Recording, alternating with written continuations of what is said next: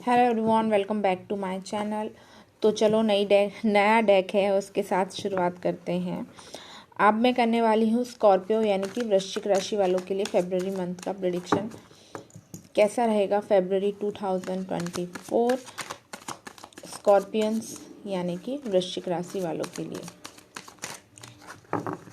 अगर आप पहली बार चैनल पर आए हैं और आपको ये रीडिंग पसंद आती है तो वीडियो को लाइक करके चैनल को सब्सक्राइब कर सकते हैं। पर्सनल रीडिंग लेने के लिए डिस्क्रिप्शन बॉक्स चेक करें, वहाँ मेरा व्हाट्सएप नंबर है, वहाँ से आप मुझसे कांटेक्ट कर सकते हैं।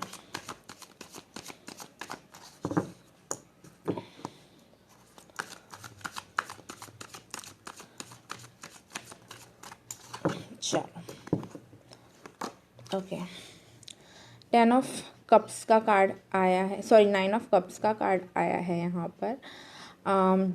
तो मुझे ऐसा दिखाई दे रहा और देखते हैं। Okay,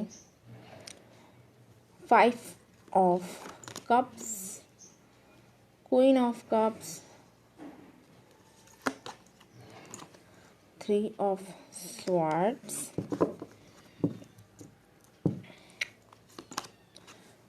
and king of cups, and bottom में we have the star। तो मुझे ऐसे दिखाई दे रहा है कि आपको फरवरी के जो स्टार्टिंग में कोई आपकी विश फुलफिल्ड होती हुई दिखाई दे रही है। कोई इच्छा थी आपकी या आपका कोई काम था रुका हुआ था बहुत समय से और आप जेन्युइनली चाहते थे कि वो जल्द से जल्द पूरा हो जाए। तो मुझे ऐसा दिखाई दे रहा है वो चीज़ पूरी होती हुई दिखाई दे रही है। काफ़ी ज़्यादा सेटिस्फाइड आप दिखाई दे रहे हो उस चीज़ को लेकर के और खुश दिखाई दे रहे हो। आपकी एनर्जी काफ़ी ज़्यादा हैप्पी और सेटिस्फाइड दिखाई दे रही है।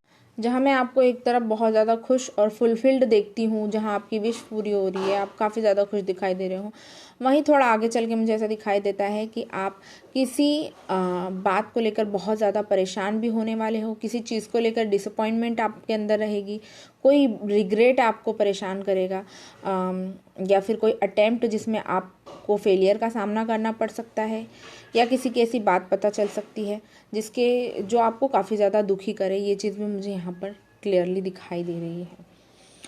या तो आप किसी के प्रति बहुत ज़्यादा, आपका नेचर इस मंथ में केयरिंग होने वाला है और आप बहुत ज़्यादा उस पर्टिकुलर व्यक्ति को लेकर के बहुत ज़्यादा इमोशनल फील करोगे, बहुत ज़्यादा उनसे कनेक्टेड फील करोगे।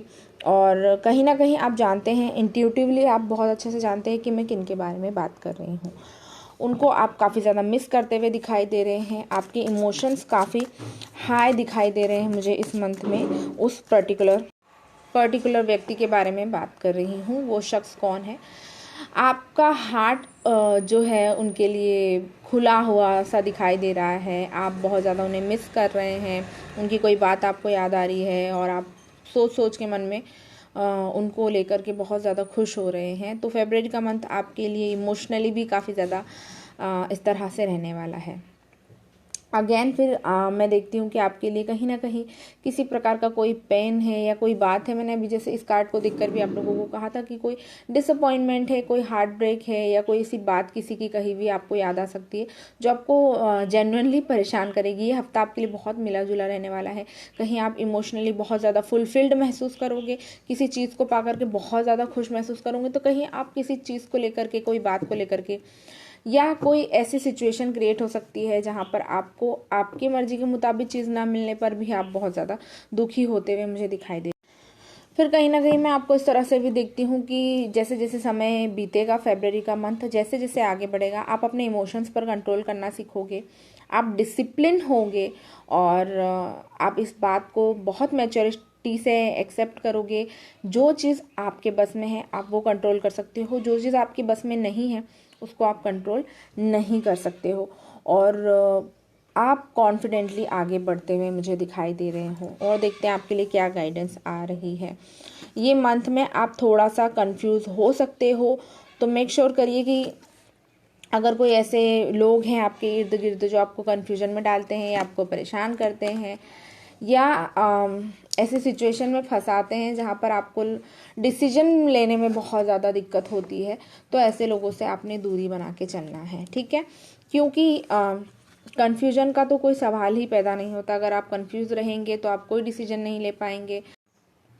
तो आपको इन सब चीज़ों में नहीं फंसना है, ठीक है।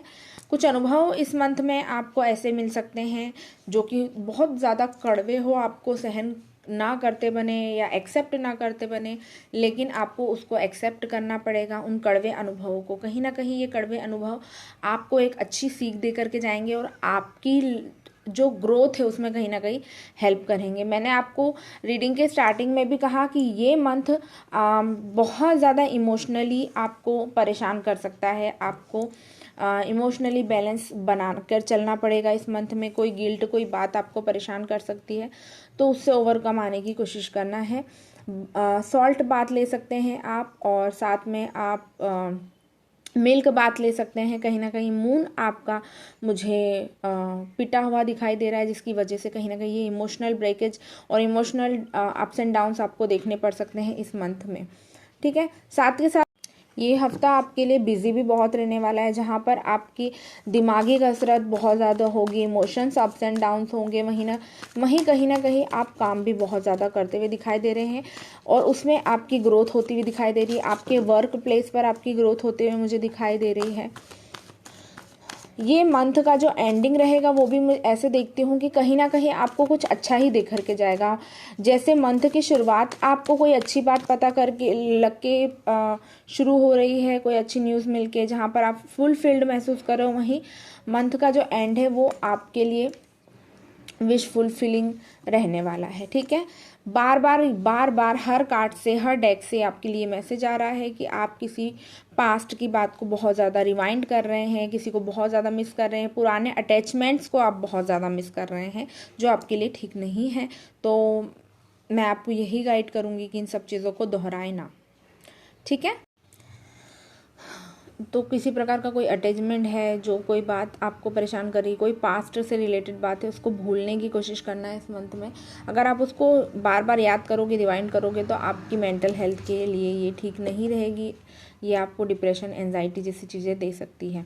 मैं आपको यहाँ फरवरी के मंथ में ऐसे भी देख रही हूँ कि आप अपने आप को बहुत आइसोलेट कर रखा है, आप खुद को खुला नहीं छोड़ रहे हो। जो चीज़ें आपको मिलनी चाहिए, जो आप देखना चाहते हैं, वो आपको तब तक नहीं मिलेगी जब तक आप खुद को आइसोलेशन से बाहर नहीं निकालोगे। मुझे ऐसा लगता है आपने खुद को बांध रखा है, तो इस वजह से आप बाहरी दुनिया को उस तरीके से नहीं देख पा रहे जिस तरीके से आपको इसको देखना चाहिए। अगेन कोई ऐसा डिसीजन या ऐसे लोगों से आपको बच के रहना है जो आपको कहीं फंसा सकते हैं, या फिर आपका गलत डिसीजन आपको कोई भारी नुकसान उठाना पड़ सकता है। तो इन सब चीज़ों से आपको बच के चलना है। कोई लाइफ में ऐसी बात पता चल सकती है, कोई झटका आपको मिल सकता है जो आपको, ऐसी चीज़ों से आपने बच के रहना है। देखो यहाँ से मेरे पास है नंबर 5 और यहाँ से है नंबर 10। किसी ऐसे अचानक आने वाले तूफान से आपको बचना है, या फिर मेंटली अपने आप को प्रिपेयर करना है। कोई ऐसी बात या सडन ऐसा कोई नुकसान आपको उठाना पड़ सकता है जो आपके लिए ठीक नहीं रहेगा। थोड़े बहुत एडजस्टमेंट्स आपको करने के लिए यहाँ पर यूनिवर्स कह रही है। देखते हैं आप लोगों के लिए गाइडेंस क्या आ रही है। वृश्चिक राशि वालों के लिए जो ये फरवरी का मंथ है वो काफ़ी ज़्यादा मिला जुला, इमोशनल और इस तरह का है। मैं आप लोगों को हाईली रिकमेंड करूँगी कि आप अपना हॉरोस्कोप जरूर चेक करवाएं, अपनी कुंडली चेक करवाएं। आपके ग्रह नक्षत्र कहीं ना कहीं आपको नुकसान पहुंचा रहे हैं, ऐसी सिचुएशंस क्रिएट कर रहे हैं आपके लिए जो आप सर्व नहीं करते हो, ठीक है। तो बेटरमेंट के लिए आप डेफिनेटली किसी भी एस्ट्रोलॉजर से अपनी कुंडली चेक करवा सकते हैं।